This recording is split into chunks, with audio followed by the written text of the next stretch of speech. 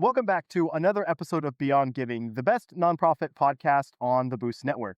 I'm Zach, and today we have a really cool conversation with Dax from Spirit Oceano. Thanks so much for joining the show, Dax. Thanks so much for having me. I'm super excited to be here. I've been enjoying what y'all are doing. Yeah, one of the coolest things about doing this show is the different types of organizations we get to talk to and interact with. And I gotta say, Spirit Oceano is definitely one of the more unique ones that I hadn't come across yet. But first, can you just tell us a little bit about yourself, and then we'll talk about how you kind of got involved, or if, by getting involved, I guess started your foundation. Yeah, I guess it'll all kind of lead back to marketing. I'm a career-long marketer, but I'm also, always been an environmentalist, somebody who loves the outdoors and has always had a big respect for it from my childhood and on. But long story short, I have a marketing agency. I've had a client, worked in energy out of Houston, but, kind of had this aha moment when he was watching a documentary.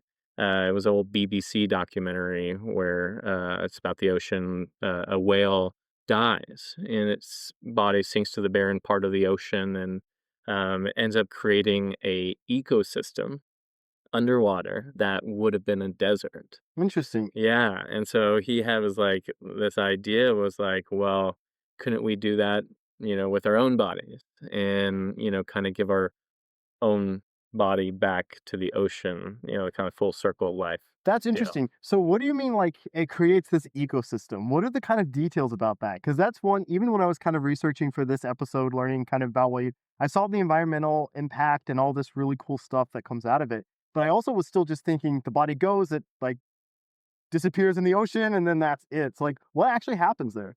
Yeah, great question. It's all regulated here in the U.S. It's regulated under the EPA Marine Protection Sanctuaries Act, and so in short, the EPA regulates burial at sea here in the United States. Okay. And burial at sea is well, kind of what it says is burial in the ocean, and so it's not rivers, it's not lakes, it's physical like ocean burial. And so it's pretty much 3 nautical miles offshore is the requirement. And then instead of 6 feet under, it's 600 feet under in most places. Mhm. Yeah, that's kind of burial at sea, but they, ask that you use biodegradable materials. They have regulations and you have to be weighted, for example. So To it's ensure since you get to that 600 feet or whatever. Correct, Yep. correct. And so you can actually go on the EPA's website and look up the requirements, and then within 30 days, it has to be reported, that the burial at sea was performed, the date and the coordinates as well. And so that's all documented. Why is that documented? Are there only a certain number of burials that can happen in an area in a particular time, or what is that? Why do you have to report the coordinates and document that? Yeah, and I came from outside the end of life industry, or just understanding it. But in short, once someone passes away, there's a death certificate and paperwork, and either they're, for example, in the U.S., 60% of everyone's cremated, and so that's documented, there, or if they're having a ground burial, it's documented there. And then, same thing, I guess, the government requires that, the body is disposed of, use not the best choice of words, but, in an accepted manner, in a legal, manner. And so it's just part of the regulations Just and for burials everything. in general, not necessarily specific to sea burials. Yes, Okay. but it's just that component, so it's the documentation, and so we know. The last time it's all EPA public information, the last record, that's available online, at least I checked within the last month, is from 2020, Oh, okay. and, yeah, and so not very recent. It'd be really interesting to see the data, today, but back then, I think it was just over 2,000 something people were recorded, having a burial at sea Okay. through the EPA. And That doesn't really, I think, account for, like, cremation and the scattering of ashes at sea, which Right. is also burial at sea, but, it's actually using cremation, which I don't know if we should transition right now into it, has the largest, footprint of any form of burial, Cremation today. does. Mhm. Interesting. Okay. And that's just because of the energy used to actually do the cremation? Multiple reasons. The energy used and the emissions that it creates, the carbon footprint is over 400 pounds of carbon footprint with a single cremation, and so that's like driving your gas-powered vehicle from. I don't know if that includes a motorcycle, but your gas-powered vehicle from New York to Chicago. That's insane, and if 60% or over 60% of the population are choosing this, that's pretty damaging for our environment Is then, pretty right? damaging, and the other half is, ground burials, like traditional ground burials that, you know, metal caskets with all the linings and all the things to embalming fluids to all these things, seeping into our groundwaters and our ground systems and the concretes and the land use. And so with a ground burial in retrospect, so you have a cremation, 60% of the people in the US choose that. It's about 400 plus carbon footprint. Then you have a traditional ground burial, embalming fluid, casket, all that stuff. That is about a 200 and I think like 20 or 250 pound carbon, somewhere in between there, carbon footprint for one. For one. Yeah, and then you get to this other category. So that's pretty much 50 that's pretty much 96% of, like, everyone in the US are doing those 2 forms. Right. Then you have this other 4%, which is, green burials, and which was actually popped up in recent years from, like, a 1% to this 4%. So and if you like, I've seen surveys and data where, like, everyone's super interested in having a green burial and choosing a sustainable method, Mhm. they're just not acting on it. So when you get to a green burial in general, and that's carbon footprint, you remember you got 400 with cremation, 250 or whatever with ground burials, and then you got a green burial in general, including like a eco-friendly burial at sea, at 25 pounds 25. in comparison. So Yeah. 400, 250, and 25. Yeah. So that's interesting, and, like, I've always known the 2 ways to go and, like, to be, just, buried or whatever, right, once you pass, and that's ground burial or cremation, right? And I know, like, some cremation, there's, like, water-based cremation or something that's a little friendlier for the environment, right? But do you know, does that still carry a pretty heavy, carbon footprint? Not as much, I'd imagine. I need to look into it further, but I think really with that is kind of the wastewater maybe it's created, but Okay. we want to encourage and empower all green burials. Like that is kind of one of our big things at Spirit Oceano. There's 23 states with oceanfront properties here in the U.S. and so it's not always gonna be the most sustainable if it's maybe someone in the middle of the country, Right. that isn't surrounded by ocean. Then you get into regulations when you cross state lines and things like that. So, yeah, I mean, in transportation and all that. So, we wanna empower just whatever the is better than what we're doing today. So that's kind of what the mission of the Spirit Oceano Foundation is kind of like one, providing that awareness, helping people understand that there is another option, an alternative option that maybe is still respectful and dignifies your loved one, right? But also is better for the environment for the future. But so is it like awareness stuff, or do you guys actually like facilitate these sea burials, or like what do you guys do? Yeah, thank you. Yeah, we're focused on education and accessibility. We want to educate people about this most underutilized and eco-friendly like form of burial. So we want to like put that front and center and because really everyone does think like cremation is just kind of the best, Yep. because whatever those reasons may be. And so it's like, no, listen. And so, yeah, the education, we kind of realize that that's what, we're kind of needing now is that, get on the highest mountain, Mhm. jump on podcasts, social media to, you name it, and educate people and build awareness and help empower them to spread awareness because so that's a big one. And then the accessibility right now, the top provider in the US of full body burial at sea charges like a base of $9,000, $10,000, like, minimum. And so it's just, like, very not accessible to Mhm. somebody, that's on the higher range. You got cremation that can be anywhere from, $600, $900 to, $2,500. Oh, interesting. So you're always gonna have to balance then that the economics of the burial versus the benefit or damage to the environment and kind of find a balance there, right? Well, it's just like there's not enough providers, and the ones that are, I don't know, why, those costs are at that, and people aren't really like disrupting, what's been in place, for so long. You got the U.S. Navy is the largest provider of burial sea in the U.S. Oh, I guess I actually did know at least, like, somewhat about burials at sea, right? Because that's how they happen in all the movies, like the military movies and stuff, right? When you Yeah, when you die on a ship or whatever. Interesting. So I'm really focused on, like, numbers and data, right? And that's what drives my entire life. And so I okay. kinda wanna dig into, like, the carbon footprint, and then I wanna look at the costs roughly of a burial at sea, right? So, you said it carries, like, a roughly 25-pound carbon footprint? For a burial at sea? Yeah, mostly from the boat ride. From the boat ride. Okay, so it's not even like a component of, it's just getting to that place for burial, Well, mostly. when it's done in an eco-friendly manner, and we're kind of trying to write that book Mhm. and kind of set those standards.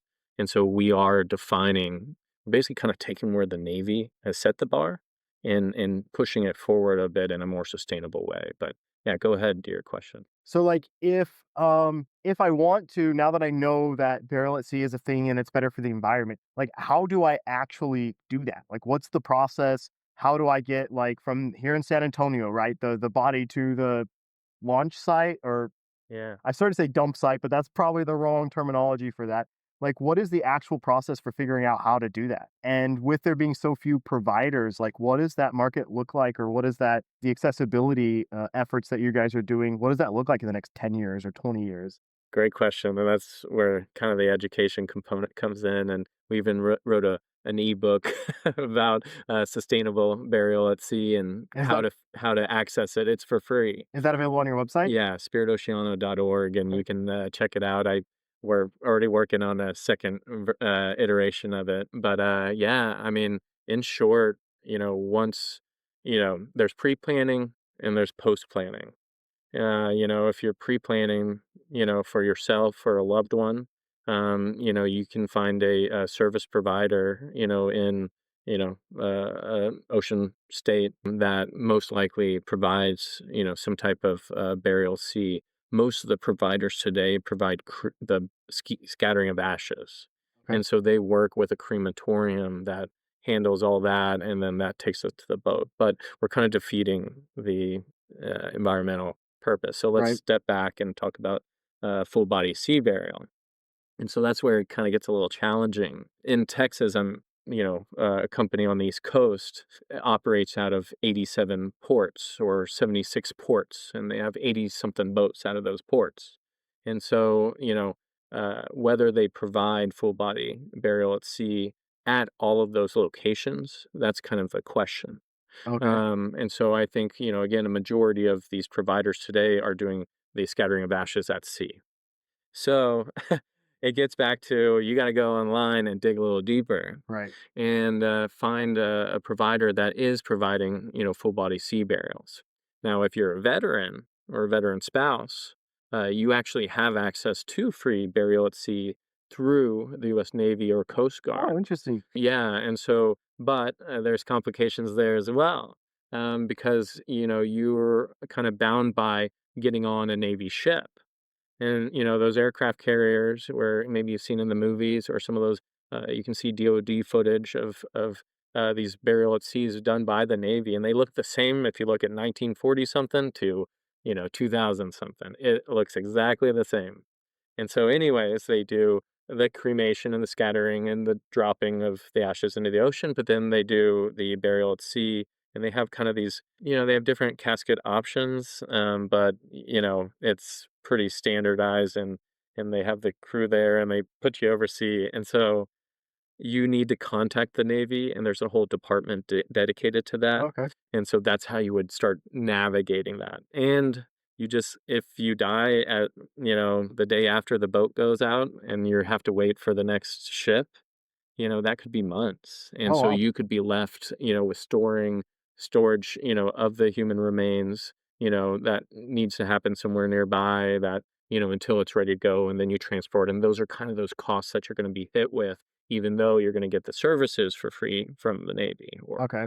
or But then if you're another. using like, if you're buying the service from a provider, does that typically include, like, any type of storage or transportation, or is that kind of like add-ons? Yeah, it's all add-on, it's all kinda coordinating, with a lot of them will use funeral directors. Okay. And so it's coordinating with a funeral director and, and usually a funeral home and, where they can, maintain and manage the human remains. And then, and you're getting that bill.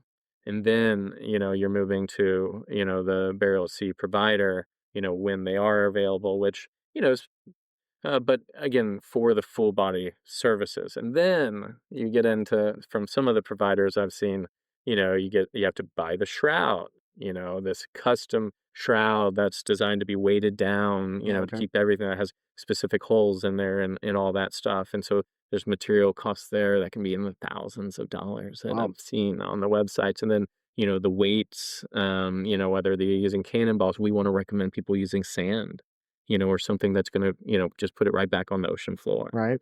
So,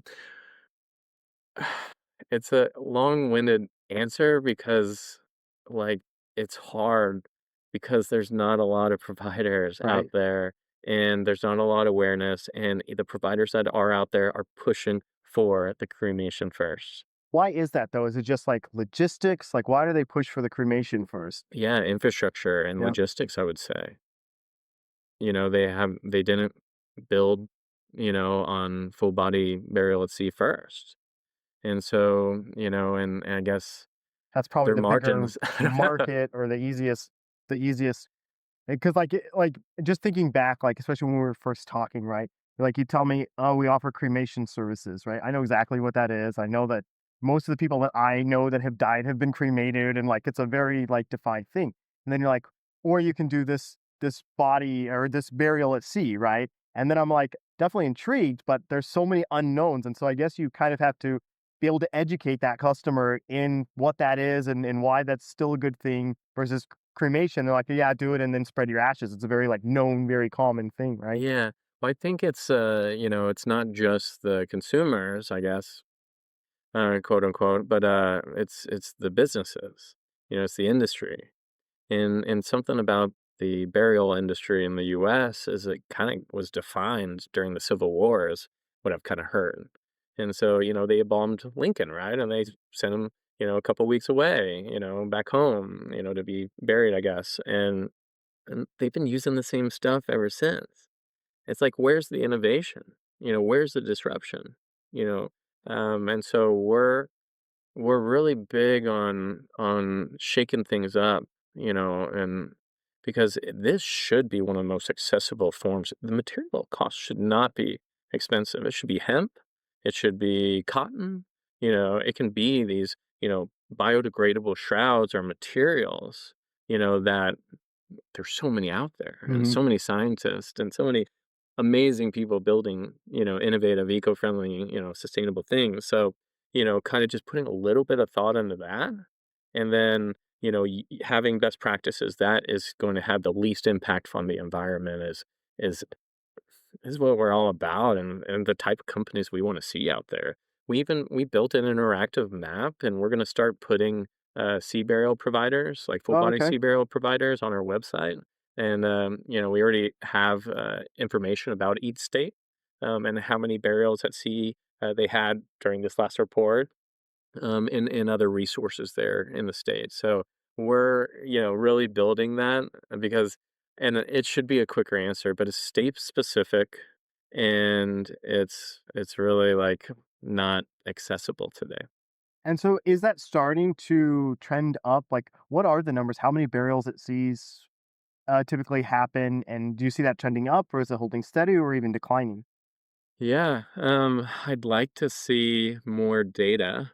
and more recent data, because I've been sitting on the same 2020 data, since before, and I've been wanting to dive further deeper into historical data, but, um, I can tell you just that some of the biggest states today are like states like Washington and Oregon, Florida, Rhode Island. Mm, Those are some of the big providers. Texas, not so much. And Texas is really unique because it has like a pretty gradual shelf and slope to get to the depth that mhm, you okay. would be ideal. But, we could start repurposing fishing boats in their off season to start doing because you don't need to have a ceremony at sea. Like, you can have a ceremony at sea at any time, but you don't typically in the US go to the crematorium while they're cremating your That's loved true. one. You go to the crematorium to pick up the remains. And so, you can just have these coordinates, a burial at sea can be performed. I want to get it to, as close to cremation costs, as we can. And we wanna start a fund to actually help pay for underprivileged families' burials Oh, at wow. sea, so, the accessibility thing doesn't make sense to me, Mhm. and that's kind of the ones that we wanna start empowering and set these guidelines and these standards for the industry, and then start empowering, like, private companies to go, fill the void. So there's all these different things that you can do to really bring those costs down, make it more accessible, and you guys are kind of working in that area, right? You mentioned repurposing private vessels, or your regular vessels to provide these services in their off season and stuff like that. That completely makes sense, right? Because are there any additional like licensing or regulatory requirements or anything for a boat to transport a body to a sea burial? Or is it pretty much just like as long as you're seaworthy and you're operating with the safe within the safety requirements, you're able to do that transport? Yeah, Yeah, so that's like such an easy, like low hanging fruit, like way in to make that more accessible and really drive those costs down. yeah. So I want to talk a little bit about what kind of happens to the body, not getting too morbid, right? But what kind of happens to the body after a sea burial. And then I'd like to learn a little bit more about this fund that you're starting to help underprivileged families actually pay for this. Yeah, so, you know, the deceased was taken out, 3 nautical miles out at least. It'd be How pretty far is like a nautical mile? What is three nautical miles? um, yeah, that's a good question. I don't know. But I looked it up and, I just forgot. Yep. So I don't wanna, But it's all these far people enough call that me there's out. nobody's gonna float back up to the shore, Yeah, right? but then you also have, 1 nautical mile is 1.15 miles. Fly. 1.15. Okay, cool. Okay, so it's a little bit over 3 miles, or it's about 3.5 miles, give or take. And so, yeah, once, the captain, the vessel, makes it out to there, I think the weight has to be like the accumulation of like, 315 pounds or 300 something pounds. It's on the Oh, okay. EPA's website of like the total weight. And so, you might be adding like 75 pounds. The Navy, I think they use like cannonballs or something like that. And again, we want to like sand would be so Mhm. perfect just to put right back or salt, And it seems like you don't even need a lot. Like, if your total weight is 3 something, the average person is gonna be like 150, 200 pounds, right? So you're not even adding a ton. Yeah. And, again, I need to check all the actual Mhm, requirement numbers, but yeah. And so you have the, appropriate weight to, you sink rapidly to the, the bottom of the ocean. And there's a few different, my friend, he's a geoscientist. I love geology and I love like maps and, I love, understanding where are the best places, for, burial at sea to take place. Where could the most resources, be put to use? So, kind of being smart with the, geography, and where that's happening. But, once the remains are put overboard, they'll sink to the barren part of the ocean or sink to the bottom of the ocean. And then from there, crustaceans, whatever's kind of around. And then over time, the salt water and everything, I think also like breaks down the body Mhm. and the current and all the things. So I spent some time at South by Southwest this year in Austin in March. And one of my objectives was to meet as many biologists and scientists as I could because I am not Right? one, and because we also want to really dig deep into the research and the proving Mm. that the that this is, a sustainable route, at scale. Do you know roughly how long it takes for that breakdown? And like when you have a burial at sea, how often can you use a site? So say you've like, you get a new provider here in Texas, right? And you get like 5,000 burials. Like, do you have to spread those among different sites, or like does it just like, I mean, I don't like, you don't want a bunch of bodies just kind of piling up at the ocean, or does that matter? Like, what does that look like? Yeah, it's pretty, maritime law in regards to that, and no, I think that's just kind of being built into the best practice.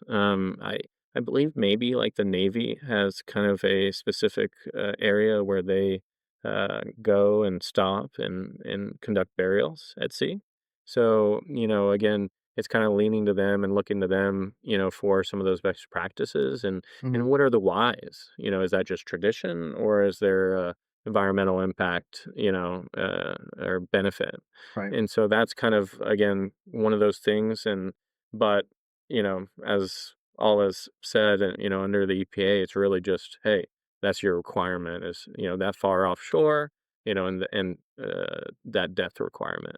And that would like, I guess right now it would take quite a while, before, if you just use the exact same like burial site, right? It would take quite a while before you had too many bodies kind of stacked up there, right? But as it becomes more and more popular and you start spreading that awareness, and that becomes like, maybe in the future the way to be buried. I just wonder if like we get too high above that 600-foot mark, right? If there's a busy site or whatever that. Yeah, I guess to maybe put it simply is, there's 70 something percent ocean.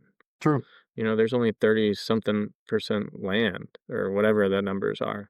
But, why are we so focused on, just land when, again, like this is a way, and if it's done in the right manner is the way we can like provide nutrients, to the ocean and Definitely. so I think that is one of my reasons for going to South by this year. We had a session. It was called Burial at Sea, the next tide in green burial. And it was all focused on reimagining burial at sea in an eco-friendly manner Mhm. and at scale. And so again, my whole purpose for being there is to put the right people in place to say, okay, when we hit, you know, right, we only did 2,000 whatever in the year 2020. So, in 1 year, we haven't hit your numbers quite yet. But, when we do hit that 5,000, when we Mhm. do hit that 10,000, or when it is, I met somebody who, studies coral reef out of Florida and biologist, scientist, program director, awesome person. And I was just like, and they were like, "Oh, well, you can put, some of these. We have a coral reef off the coast of Florida. Like, we would love to like study, the impact of, human remains on some of our reefs, like, and see if it, sustains them or decreases them." And so I was like, "Oh my gosh, that's so That's awesome! pretty Like, cool. that makes sense, right?" But or does it? Because how deep do coral reefs grow? Mhm. I don't I don't think they grow 600 feet down.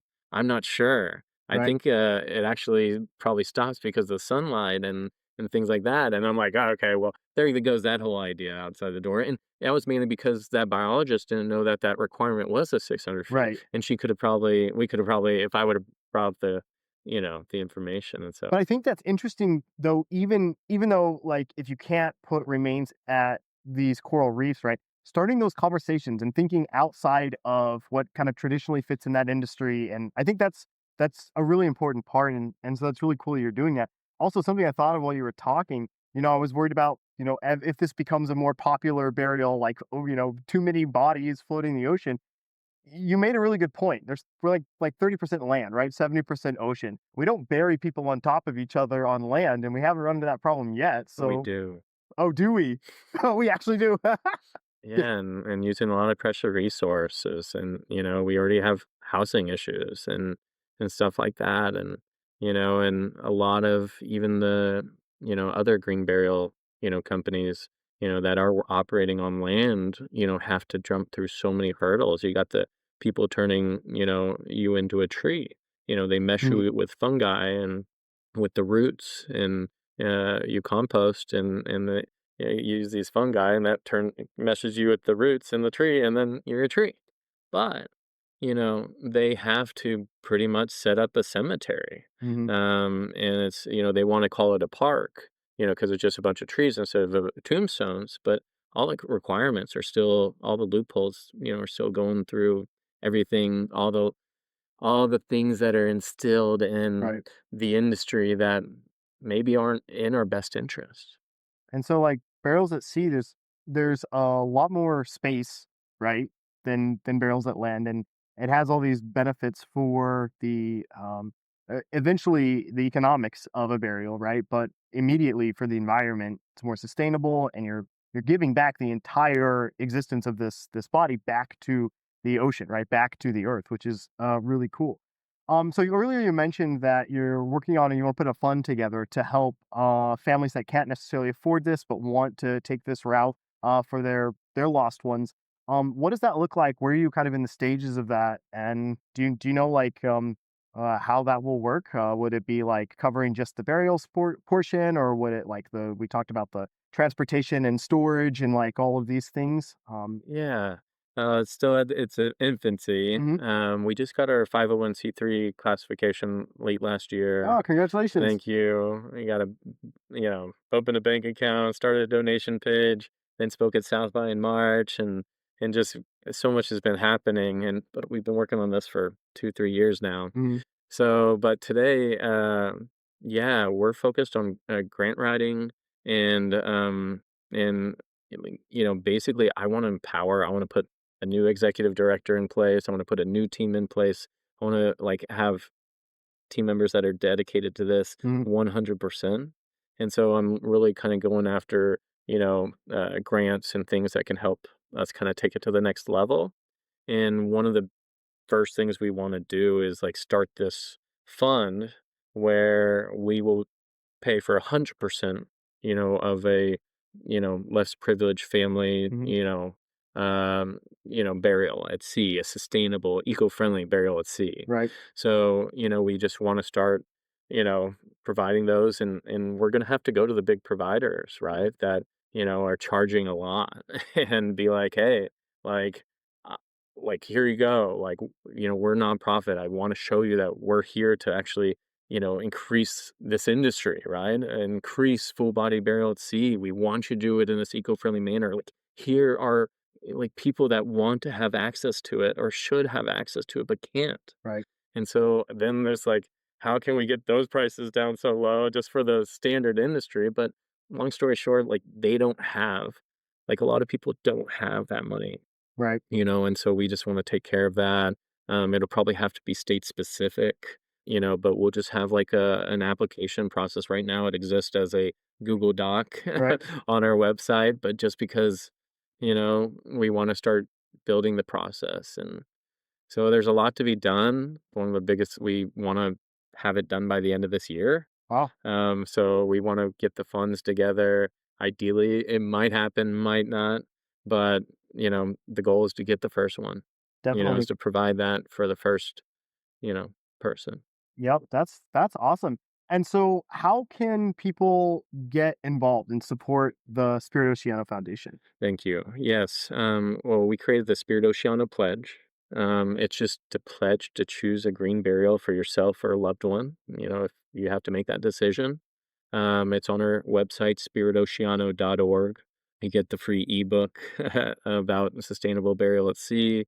We're also, once we have like a green burial, sea burial partner, blue burial partner, we want to have like even provide significant discounts, like just for, people who've pledged to do this. Hmm. And so, long story short, spiritoceano.org.